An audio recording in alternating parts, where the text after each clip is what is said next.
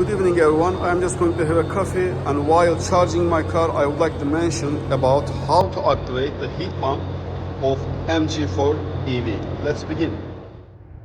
To activate your heat pump in your MG4, slide left, AC menu, then you need to turn this eco mode off, but it is not enough. Then you need to go to the settings and turn this follow eco drive mode off. Otherwise, when you drive in eco mode, the car is going to stop the heat pump and you will get cold in your car. So for winter, you have to turn this off and then go to the settings and turn the follow eco drive mode off. This is how you turn on your heat pump in your MG4 64 kilowatt hours version.